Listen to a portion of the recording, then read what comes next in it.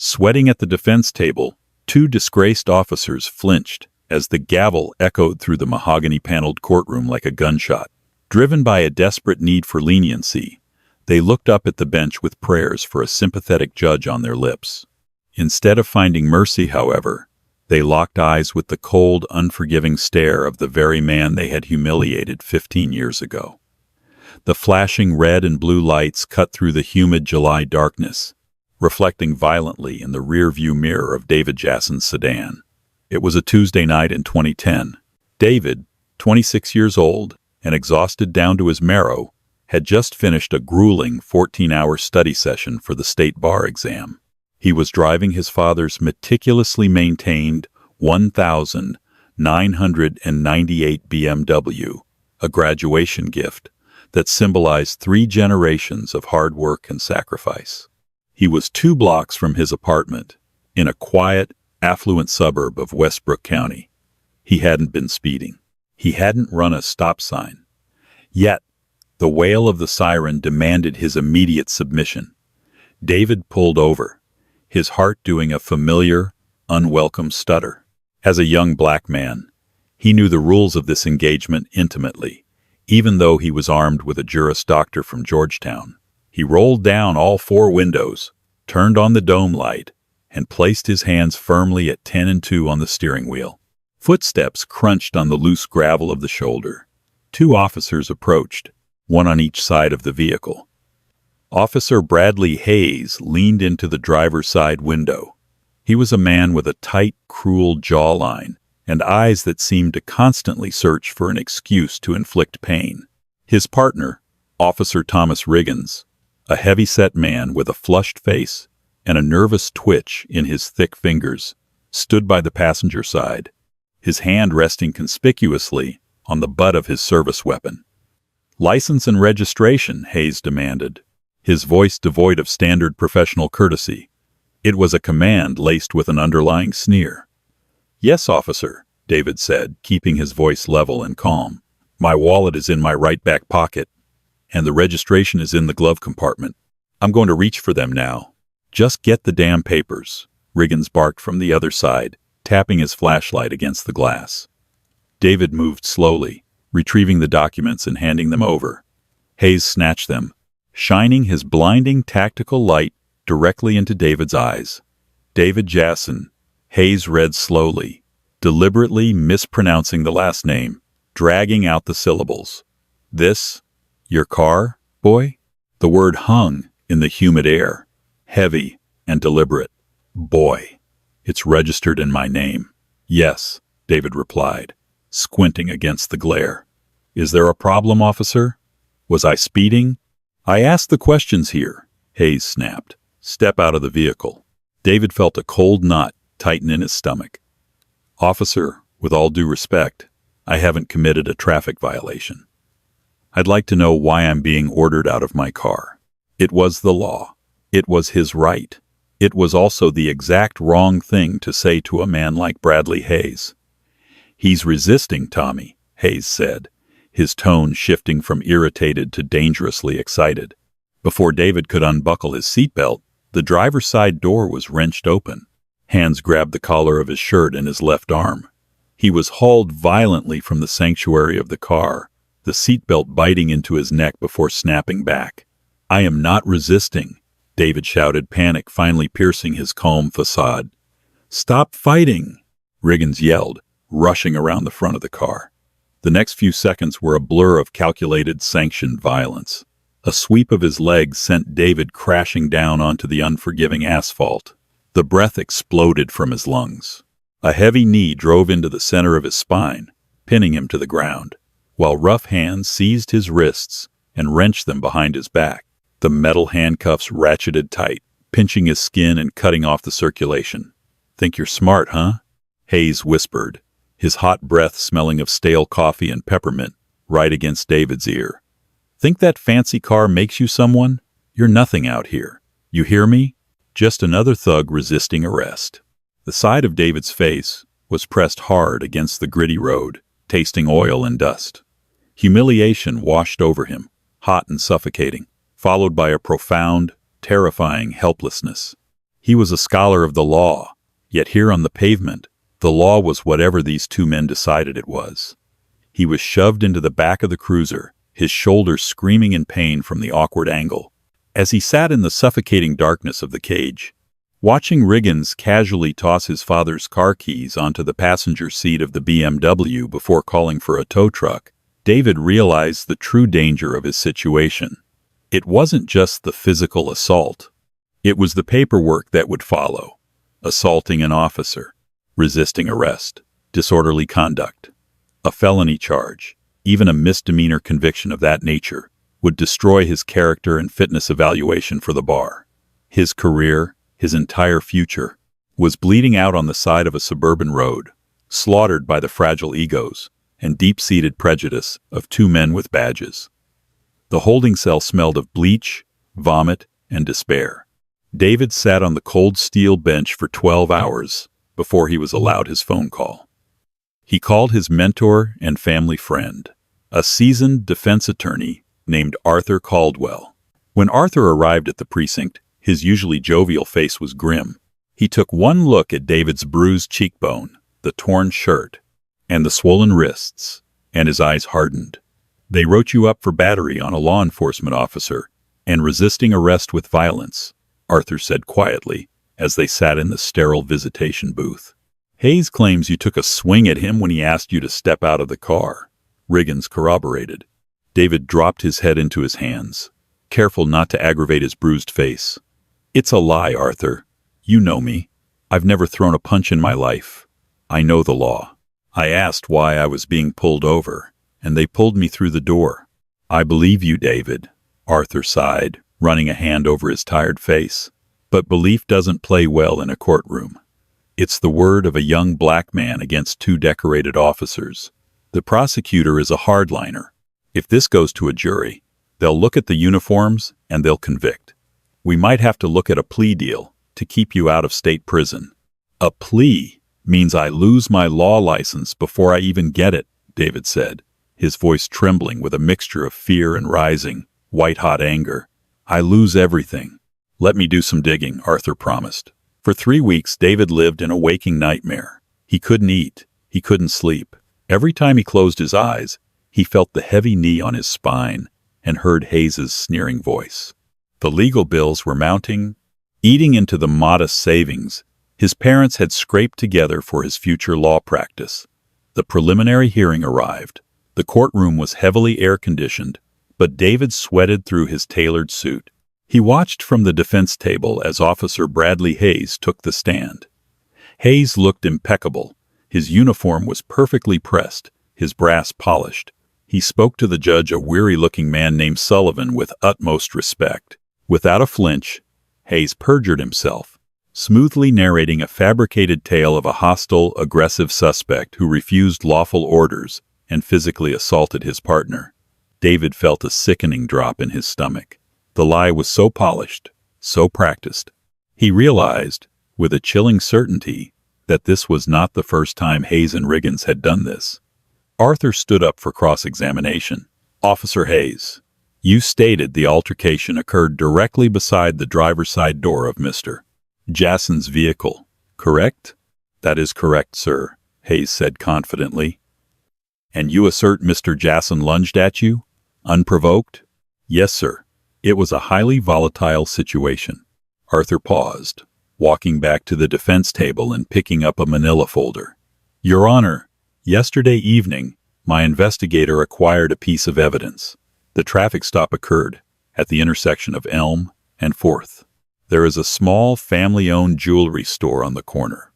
The owner, a Mr. Samuel Higgins, recently installed a high-definition infrared security camera pointing directly at that intersection due to a recent string of burglaries." Hayes's confident posture imperceptibly stiffened. Riggins, sitting in the gallery, suddenly looked nauseous. Arthur submitted a flash drive to the bailiff, who plugged it into the courtroom's AV system. The screen flickered to life, showing the black and white, silent, but incredibly clear footage of the night in question. The courtroom watched in absolute silence as the truth unfolded. They saw David hand over his papers, They saw the conversation. Then, they saw Hayes violently yank the car door open, grab David by the throat and shirt, and hurl him to the ground. There was no lunge. There was no swung fist. There was only an unprovoked, brutal assault by the police. Judge Sullivan stared at the screen, his jaw tight.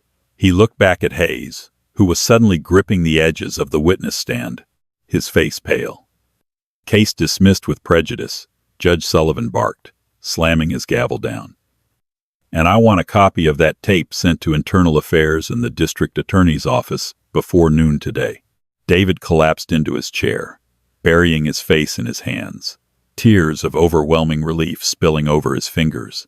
He had his life back, but the relief was short-lived, swiftly replaced by the bitter taste of reality. Despite the irrefutable video evidence, the blue wall of silence held strong. The police union rallied behind Hayes and Riggins. They claimed the camera angle was misleading, that David had made a threatening verbal remark that justified the physical takedown. The district attorney, heavily reliant on police cooperation for his upcoming re-election, declined to press perjury or assault charges against the officers. Instead of prison time, Hayes and Riggins received a 30-day suspension, with pay, pending mandatory retraining. A paid vacation for trying to ruin a man's life. 2 months later, David ran into Officer Hayes in the lobby of the municipal courthouse while filing paperwork for Arthur. Hayes was back in uniform, looking as arrogant as ever. When Hayes saw David, he didn't look away. Instead, he smiled a cold, thin, mocking smile. He walked right past David, leaning in just enough to murmur, "Lucky break, boy. Keep looking over your shoulder." David didn't react physically. He stood perfectly still as Hayes swaggered out the glass doors. But inside, something shifted. The lingering trauma and fear burned away, leaving behind a cold, indestructible resolve. He realized that surviving wasn't enough. Avoiding the traps set by men like Hayes wasn't enough. The system was broken, heavily weighted in favor of the corrupt, and pleading with it for fairness was a fool's errand. He didn't want to just be a defense attorney, fighting a defensive war against a rigged machine. He wanted to be the machine. He wanted to hold the reins of consequence. 10 years passed. David Jasson did not just pass the bar, he obliterated it. He joined the district attorney's office, starting at the bottom. He worked 90-hour weeks, taking the cases no one else wanted. He built a reputation that was terrifying in its absolute incorruptibility. He was brilliant, ruthless in the courtroom, but obsessively fair. He refused to prosecute cases where he suspected police misconduct, making him deeply unpopular with certain factions of the precinct, but universally respected by the judges and the public. He married his college sweetheart, Claire, and they had 2 children. He built a life of pristine respectability, and through it all, he watched. He kept tabs on Bradley Hayes and Thomas Riggins.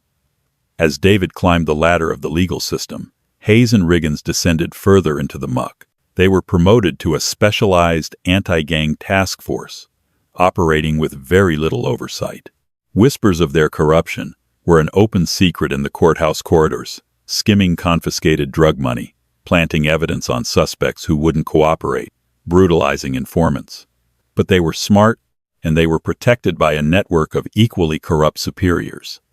They believed the badge made them gods in their district.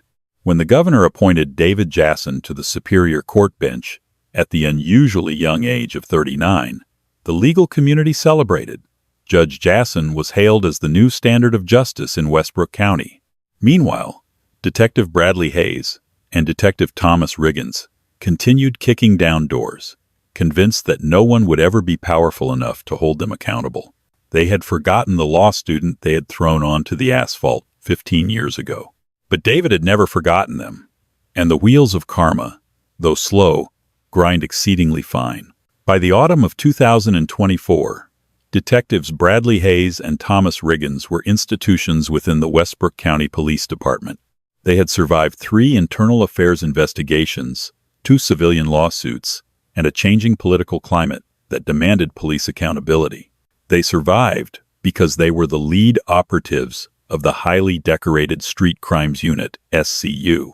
They brought in the biggest drug busts, the most confiscated weapons, and the highest conviction rates. To the public, they were the thin blue line, holding back the tide of urban decay. To the criminal underworld, and to the silent, terrified citizens in the neighborhoods they patrolled, they were a state-sanctioned cartel. They operated under a simple, brutal philosophy. The end justifies the means, and the victor takes the spoils. They routinely skimmed cash from cartel drop houses, planting unregistered firearms drop pieces on suspects they injured to justify the use of force. They were arrogant, untouchable, and fundamentally sloppy, blinded by 15 years of getting away with it. Their final mistake occurred on a freezing November night. The target was a reinforced steel door warehouse on the industrial edge of the county, supposedly a holding site for a mid-level fentanyl distribution ring managed by a man named Dominic Reyes. Hayes and Riggins, leading a tactical stack of 5 heavily armed officers, breached the door at 2:00 a.m. The raid was textbook violence. Flashbangs blinded the occupants. Rubber bullets and heavy boots did the rest. Within 3 minutes, Reyes and 3 associates were zip-tied face down on the concrete floor. "Clear!" Riggins shouted, his breath pluming in the cold air as he lowered his M4 rifle. Hayes kicked a heavy, black canvas duffel bag resting near a makeshift desk. The zipper broke open, revealing tightly banded stacks of used $20 and $100 bills. It was a massive haul, easily $500,000. Hayes looked at Riggins. The unspoken communication between the two partners was instantaneous. Hayes gestured for the younger tactical officers to secure the perimeter outside, leaving the 2 senior detectives alone in the room with the suspects and the money. "Look at this mess," Hayes sneered, kneeling next to Reyes, who was bleeding from a laceration above his eye. "You boys are going away for a long, long time." As Riggins stood guard, Hayes smoothly unzipped his own tactical vest and began transferring 5 thick bundles of cash, roughly $80,000 from the duffel bag, into the deep, hidden pockets of his gear. It was a routine they had perfected. The official police report would state they recovered $420,000. The cartel wouldn't complain to the police about missing money, and the DA would be too thrilled with the bust to ask questions. "Hey," Reyes groaned from the floor, his eyes tracking Hayes' hands. "I see you, man. You're stealing my boss's paper." Hayes stopped. He stood up slowly, walked over to Reyes, and drove the steel-reinforced toe of his combat boot into the man's ribs with sickening force. Reyes gasped, curling into a tight ball. "You're hallucinating, scumbag," Hayes whispered, drawing a small, rusty, .38 caliber revolver from his ankle holster, a gun untraceable to any police armory. He dropped it onto the floor, inches from Reyes's bound hands. "In fact, you just tried to reach for a concealed weapon. Isn't that right, Tommy?" "That's exactly how I saw it, Brad," Riggins replied, his voice dead and practiced. What Hayes and Riggins did not know was that Dominic Reyes was not a cartel manager. He was a confidential informant. And the warehouse was not a cartel stash house. It was an elaborate stage set by a joint anti-corruption task force led by the FBI and the State Attorney General's office. The money was chemically marked, and hidden within the exposed brick walls, the overhead fluorescent light fixtures, and the clutter of the desk were 6 microlenses recording high-definition audio and video. 2 miles away, inside a darkened surveillance van, FBI Special Agent William Cole watched the monitors as Hayes pocketed the cash and planted the weapon. Cole pressed the transmit button on his radio. "We have them on tape. The theft and the plant. Move in. Execute arrest warrants." Less than 5 minutes later, the warehouse was flooded with federal agents wearing tactical gear emblazoned with gold FBI lettering. Hayes and Riggins were mid-laugh, discussing how to split the money, when Special Agent Cole walked through the door, his weapon drawn and leveled directly at Hayes' chest. "Detectives Hayes and Riggins, drop your weapons and lace your fingers behind your heads," Cole commanded, his voice cutting through the damp warehouse air like a razor. You are under arrest for grand larceny, civil rights violations, evidence tampering, and federal racketeering." For a split second, Hayes thought it was a joke. He looked at Cole, a confused smirk playing on his lips. "Who the hell are you? This is my crime scene." "Not anymore," Cole said. Federal agents moved in, stripping the detectives of their service weapons, their badges, and pulling the stolen marked cash directly from Hayes's vest. The public perp walk the next morning was a media circus. The local news stations broadcasted helicopter footage of the two disgraced detectives, stripped of their uniforms and wearing standard Orange County jumpsuits, being led in handcuffs into the federal courthouse. The blue wall of silence shattered overnight. The police union, presented with the irrefutable, crystal-clear 4K video footage of the theft and the planted gun, immediately distanced themselves, issuing statements condemning the rogue actions of a few bad apples. The district attorney's office, eager to clean house and look tough on corruption ahead of an election year, threw the book at them. They assigned their sharpest prosecutor, Sarah Jenkins, to the case. The charges carried a combined maximum sentence of 35 years in a federal penitentiary. The indictment was swift. The grand jury returned true bills on all counts. Because the crimes involved a mix of state and federal violations, a jurisdictional agreement was reached to try them in the Westbrook County Superior Court to ensure they faced the very community they had betrayed. The computerized docketing system of the Westbrook County Courthouse used a blind draw algorithm to assign cases, preventing any judge shopping by either the prosecution or the defense. On a rainy Tuesday morning, the system processed the high-profile indictment of the State of Westbrook versus Bradley Hayes and Thomas Riggins. The algorithm spun, processed the availability of the criminal division judges, and finalized the assignment. The case was sent to Department 44, the courtroom presided over by the Honorable Judge David Jasson. Harrison Gable was a defense attorney who specialized in wealthy criminals and desperate cops. He charged $1,000 an hour, wore suits tailored in Milan, and had a reputation for turning courtrooms into chaotic theaters of reasonable doubt. He was the best money could buy, funded by a dark money defense fund set up by sympathetic, albeit quiet, factions within the police force.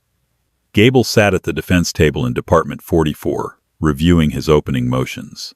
Next to him sat Hayes and Riggins. They looked radically different from the confident predators they had been a month prior. Riggins had lost weight, his skin possessing a sickly gray pallor, and his hands shook constantly. Hayes sat rigid, his jaw clenched, his eyes darting around the ornate, high-ceilinged courtroom like a trapped animal looking for a vulnerability in its cage. "Just keep your mouths shut," Gable whispered, without looking up from his legal pad. "The judge in this department is a straight arrow. Young, sharp, doesn't tolerate grandstanding. We play it by the book until I find a technicality to exploit." The heavy oak doors behind the bench swung open. The bailiff, a burly man named Peterson, stood at attention. "All rise. The Superior Court of Westbrook County is now in session. The Honorable Judge David Jasson presiding. God save the state and this honorable court." David Jasson walked up the short flight of stairs to the bench. He wore the flowing black robes of his office with a natural, quiet authority. At 41, his hair was beginning to salt at the temples, and his face held the solemn, weathered geometry of a man who had spent a decade dissecting the darkest parts of human nature. He sat down, adjusting his microphone, and looked out over the courtroom. He did not smile. His gaze swept over the prosecution table, where Sarah Jenkins sat ready, and then settled on the defense table. For a long, agonizing moment, the courtroom was dead silent. Bradley Hayes stared up at the bench. He saw the sharp jawline, the intense, intelligent dark eyes, and the calm, unyielding posture. 15 years is a long time. But violence creates indelible memories. Hayes's mind violently snapped back to a humid July night. He remembered the smell of asphalt. He remembered the young, terrified law student pinned under his knee. He remembered the name on the driver's license he had mocked. David Jasson. All the blood drained from Hayes's face. A cold, nauseating dread settled in the pit of his stomach. He reached out with a trembling hand and grabbed Gable's sleeve, pulling the attorney close. "Gable," Hayes hissed, his voice cracking, "we have a problem. A massive problem." "What is it?" Gable muttered, annoyed. "The judge," Hayes whispered frantically, his eyes wide with a terror he hadn't felt since childhood. "I know him. We arrested him 15 years ago. We roughed him up. We tried to ruin him." Riggins, hearing this, let out a pathetic, stifled whimper and buried his face in his hands. Gable's pen stopped moving. His professional mask slipped for a fraction of a second, revealing sheer panic, before he smoothly recovered. He stood up immediately, buttoning his jacket. "Your Honor," Gable said, his voice echoing in the quiet room, "the defense respectfully requests to approach the bench to discuss an urgent, preliminary matter regarding a severe conflict of interest." Judge Jasson looked down at Gable. His expression was utterly unreadable. It was a mask of perfect, impenetrable judicial neutrality. "You may approach, Mr. Gable. Miss Jenkins, please join us." The three lawyers gathered at the side of the towering wooden bench. Jasson hit the button to mute the courtroom microphones, turning on the white noise generator so the gallery and the defendants couldn't hear the sidebar conversation. "What is the issue, Mr. Gable?" Jasson asked, his voice even and calm.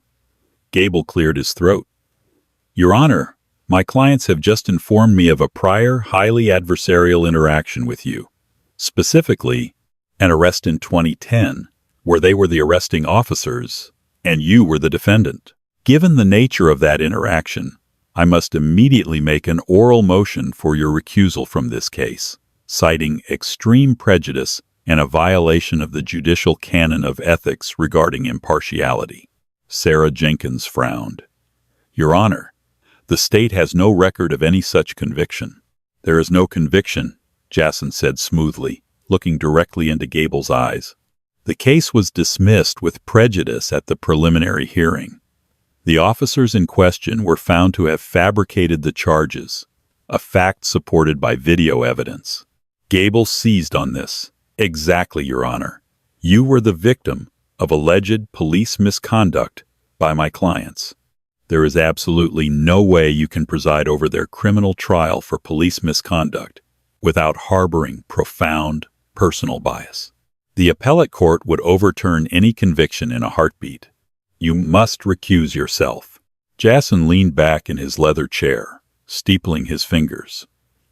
He had anticipated this exact moment since the day the docket assignment crossed his desk. He had spent 48 sleepless hours researching every piece of case law, every appellate ruling on judicial recusal in the state. "Mr. Gable," Jasson began, his voice dropping to a register of absolute chilling authority. "Under the state judicial code, mandatory recusal is required if a judge has personal knowledge of disputed evidentiary facts concerning this specific proceeding, if the judge served as a lawyer in the matter in controversy, or if the judge has a financial interest in the outcome." Jasson paused, letting the legal reality sink in. 15 years ago, I was a private citizen, subjected to a traffic stop. The charges were dismissed. I did not file a civil suit against your clients. I did not file a formal complaint with the Civilian Review Board. Legally speaking, there is no public record of a feud, no ongoing litigation, and no financial conflict. I am entirely capable of setting aside an encounter from my 20s to apply the law fairly to the facts of this indictment. "But, Your Honor," "Human nature," Gable protested, sweating now. "Human nature is exactly what the law is designed to constrain, Counselor," Jasson interrupted softly. "I assure you, I harbor no desire for personal vengeance. Vengeance is messy, emotional, and frankly, beneath the dignity of this court. I am interested only in the rigorous, flawless application of the law. If you wish to file a formal written motion for recusal, you may do so by 9:00 a.m. tomorrow. I will review it, and I will deny it on the record, citing State v. Henderson, which clearly establishes that prior, non-litigated interactions do not automatically meet the threshold for actual bias. And if you attempt to argue it in front of the jury to garner sympathy, I will hold you in contempt." Jason leaned forward, his dark eyes locking onto Gable's. "This court will be a theater of absolute, perfect justice, Mr. Gable. I will give your clients every single procedural right they are entitled to under the Constitution. I will not give them an inch more, and I will not give them an inch less. Now, step back, and let us begin the arraignment." Gable returned to the defense table, looking like a man who had just been told his parachute was packed with anvils. "What did he say?" Hayes whispered desperately. "Is he off the case?" Gable slowly sat down and opened his legal pad. He didn't look at Hayes. "No," Gable said, his voice hollow. "He's staying. And God help you, Hayes. He's not going to scream at you. He's not going to show any anger. He's just going to follow the law perfectly, and he's going to bury you with it." As the trial commenced over the next 3 weeks, the true horror of Hayes and Riggins's situation became apparent. They weren't facing a man consumed by rage. They were facing a legal surgeon. Judge Jason ran the courtroom with terrifying efficiency.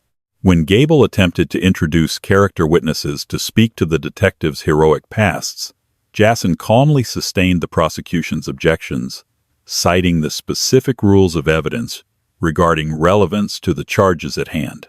When Gable tried to confuse the jury with convoluted technical jargon about police procedure, Jason gently but firmly intervened, clarifying the law for the jury with crystal-clear instructions.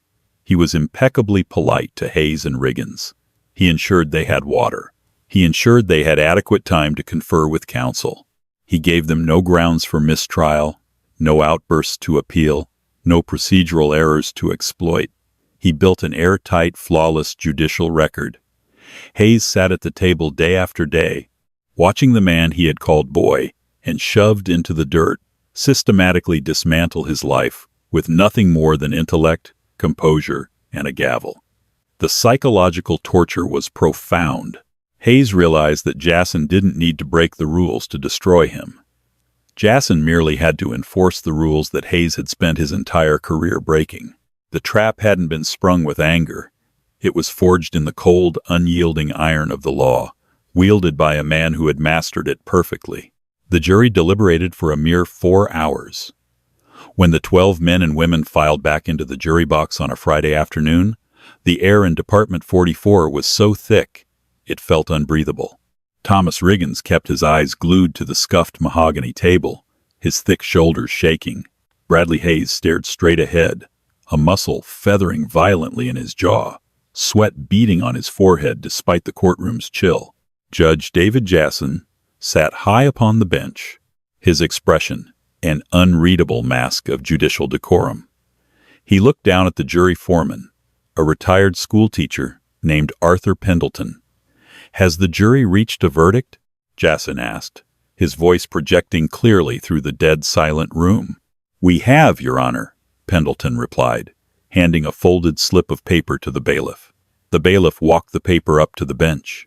Jason opened it, read it with zero change in his expression, and handed it to the clerk. "The defendants will rise," the clerk instructed. Hayes and Riggins stood, their expensive defense attorney Harrison Gable flanking them. In the matter of the state of Westbrook versus Bradley Hayes and Thomas Riggins, on the charge of grand larceny, we find the defendants guilty. On the charge of civil rights violations under color of law, we find the defendants guilty. On the charge of evidence tampering, we find the defendants guilty. On the charge of federal racketeering, Pendleton paused, the silence in the room deafening. We find the defendants guilty. Riggins's knees buckled. He collapsed back into his chair, a strangled, wet sob escaping his throat. Hayes remained standing, but the color completely drained from his face. He looked up at the bench, his eyes locking with Jason's, silently searching for a mercy he had never once shown to anyone else. He found none. "The jury is thanked and dismissed," Jason stated evenly. "Given the flight risk and the severity of the convictions, sentencing will commence immediately." Gable stood up, his usual courtroom bluster completely evaporated, replaced by the desperate tone of a man trying to save a sinking ship. He pleaded for leniency. He spoke of the officers' wives, their children, and their decorated early years on the force. He argued that taking their badges and their freedom was punishment enough, requesting the minimum sentence of 5 years. Sarah Jenkins, the lead prosecutor, stood next. She didn't raise her voice. She simply pointed to the gallery seats reserved for the victims of the street crimes unit, the informants, the falsely accused, the people whose lives had been upended by the detective's greed. She asked for the maximum, 35 years. When both sides concluded, the courtroom fell silent again. Everyone looked at Judge David Jasson. Jasson folded his hands on the bench. He didn't look angry. He looked profoundly sad, carrying the heavy burden of a man who had spent his life repairing a broken system. Detectives Hayes and Riggins, Jasson began, his voice calm, yet carrying a weight that pinned the two men to their seats. You were entrusted with the most sacred power a society can bestow upon an individual, the authority to enforce the law, to deprive citizens of their liberty, and to wield lethal force in the name of public safety. You did not just abuse that power, you inverted it. You turned the shield of the law into a weapon of personal extortion and terror. He paused, his dark eyes locking onto Hayes. Mr. Gable spoke of your years of service. But service built on a foundation of systemic corruption is not service. It is a predatory enterprise. You relied on the very system you corrupted to protect you, believing that a badge made you immune to consequence. Jasson picked up his pen. I am not sentencing you for the man you threw onto the asphalt 15 years ago, Jasson said softly, the words landing like physical blows on Hayes. I am sentencing you for the men you are today, for the profound betrayal of the public trust. For every citizen who now looks at a police uniform with fear instead of hope because of the culture you perpetuated. Jasson looked down at his sentencing sheet. On the count of racketeering, I sentence you both to 20 years in a federal penitentiary. On the counts of grand larceny, civil rights violations, and evidence tampering, I sentence you to 15 years to be served consecutively. That is a total of 35 years. You are remanded into the custody of the United States Marshal Service immediately. Before Gable could even utter an objection, Jasson raised a hand, stopping him cold. Furthermore, Jasson continued, his voice echoing like thunder. Pursuant to the newly enacted Westbrook County Police Accountability Act, this court finds that your crimes were committed in the direct execution of your official duties. Therefore, I am signing a judicial order stripping both of you of your municipal pensions, effective immediately. Those funds will be permanently redirected to the county's Victim Compensation Fund. Hayes finally snapped. The arrogant, untouchable cop broke. You can't do that, Hayes screamed, straining against the two federal marshals who had suddenly materialized behind him, grabbing his arms. You're taking everything. This is just because of that night. You're just a bitter... Mr. Hayes, Jasson interrupted, his voice dropping to a terrifyingly quiet register that instantly silenced the room. I am the law, and the law has finally caught up with you. Take them away. As the heavy wooden doors of the courtroom swung shut behind the struggling, screaming detectives, David Jasson sat alone on the bench. He took a slow, deep breath. The ghost of that terrified law student on the side of the road was finally laid to rest, not by vengeance, but by the devastating, perfect application of justice. He picked up his gavel, tapped it once to close the record, and walked back into his chambers. The echoes of the gavel finalized a profound transformation. What began as an act of racist brutality culminated in a devastating display of judicial accountability. David Jasson did not seek revenge in the shadows. He found justice in the light of the law. The corrupt officers were stripped of their freedom, their badges, and their legacy, permanently destroyed by the very system they believed they had completely conquered and controlled.